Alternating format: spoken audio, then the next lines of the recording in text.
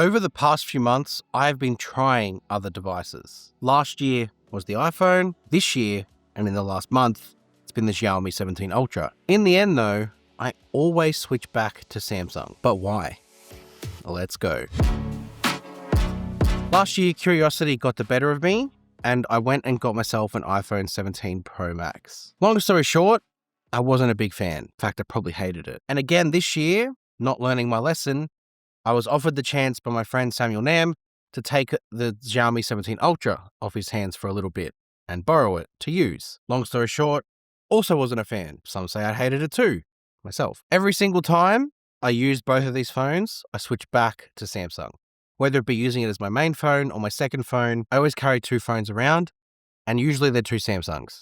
And I just switch back because I couldn't handle the other two. What is it about Samsung that makes me do that?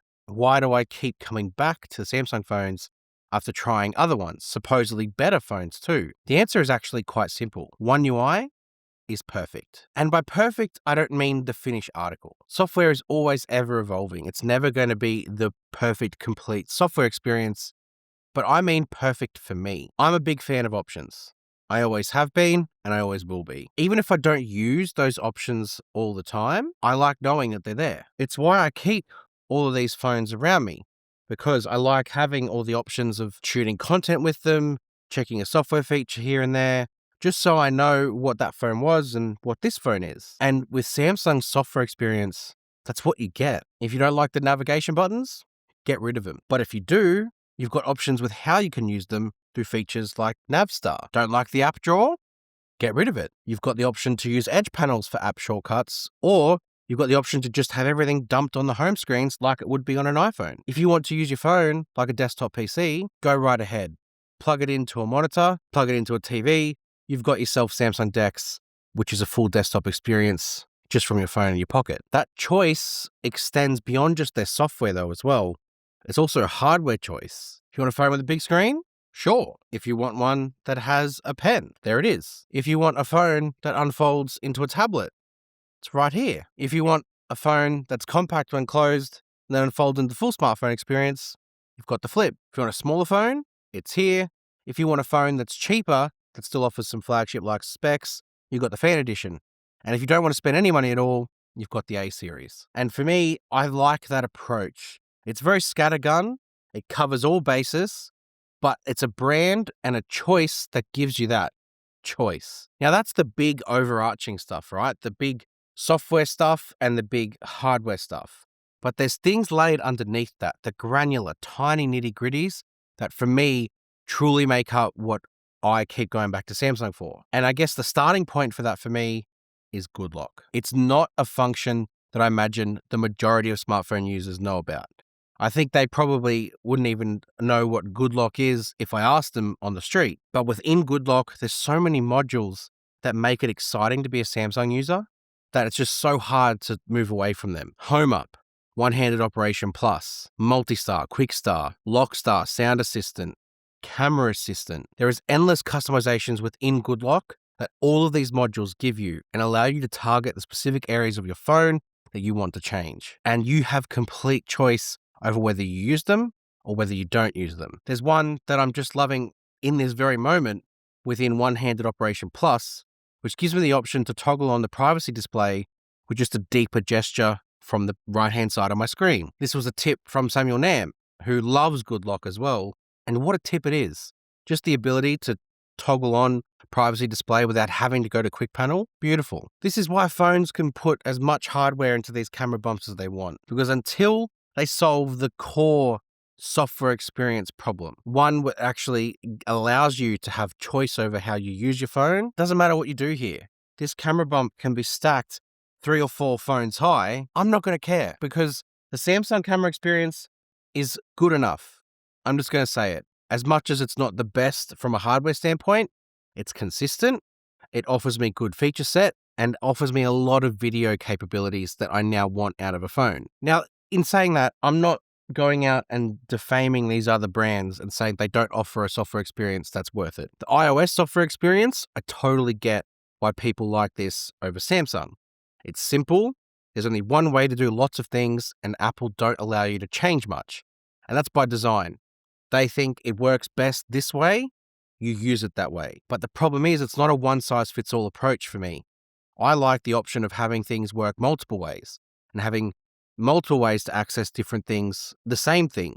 And Apple just don't see it that way, and that's why I don't use them. And what I'm noticing from brands like Xiaomi is they are trying to take that exact same tact. They're basically trying to lift Apple's software playbook and pop it onto their phones with all the hardware attached to it. And again, it's missing the point of why people use Samsung, because that's what they're trying to do. They're trying to take market share away from Samsung phones.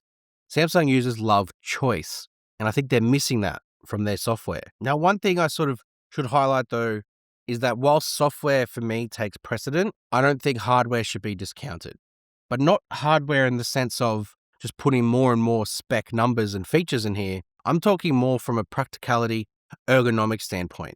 How is the phone like to use and hold for long periods of time? And for me, Samsung's shift, especially in the last 2 years, to lighter weight and thinner phone designs makes sense from a hardware standpoint because it's tactile, you can feel it, and you can see it. Take something like the 17 Pro Max, for example. Apple, they had a mandate to try and increase the battery capacity and increase the performance of their cameras. And the whole way they did this was they made the phone heavier and thicker because they needed to fit those components in. Instead of trying to find a way to change the design to be a bit more comfortable and lightweight, they went the other way.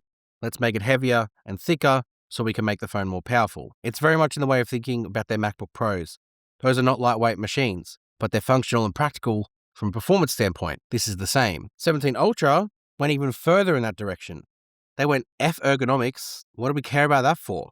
Let's put this big giant camera bump here and make it get in the way every time someone's trying to do something on their phone. The rest of the phone is lightweight.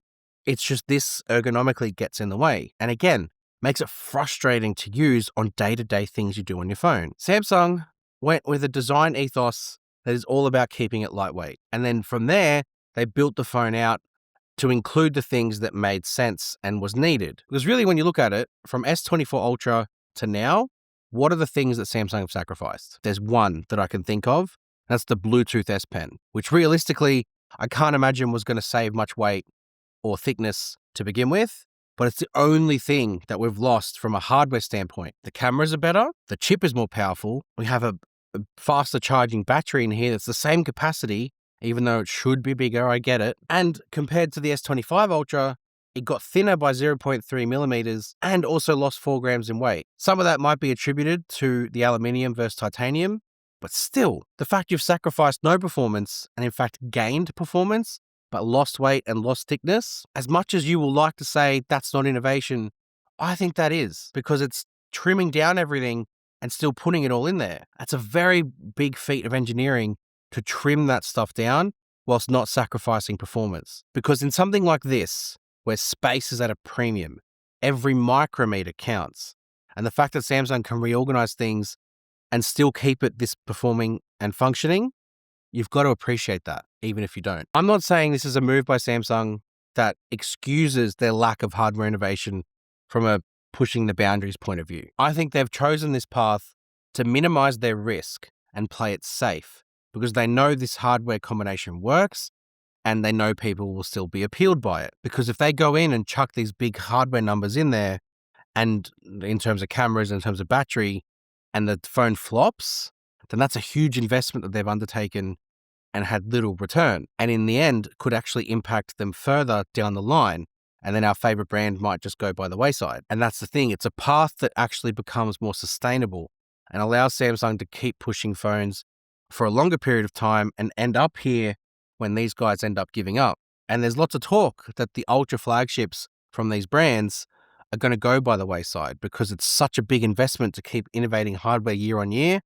And if they're not selling, they're not selling. And that's where I think these two brands here are trying to not emulate each other, but they're trying to find a path forward that allows them to continue and dominate the market for years to come. There's a balance they're trying to strike.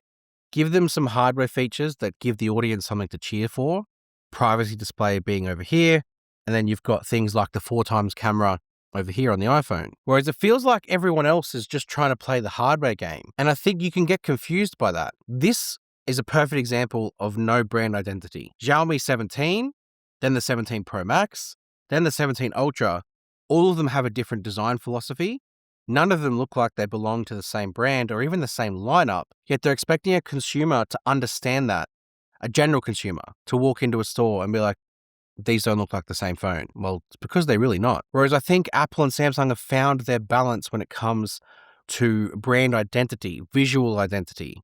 At least the consumer isn't being overwhelmed by what a phone looks like. It looks like they belong to the same brand and the same lineup. So the software and the hardware and the combination of the two, especially from a Samsung point of view, is why I keep switching back. There's just so many things about this phone or this brand in particular that I just appreciate.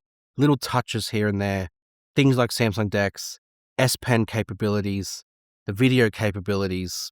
It's all there for me. It's all laid out.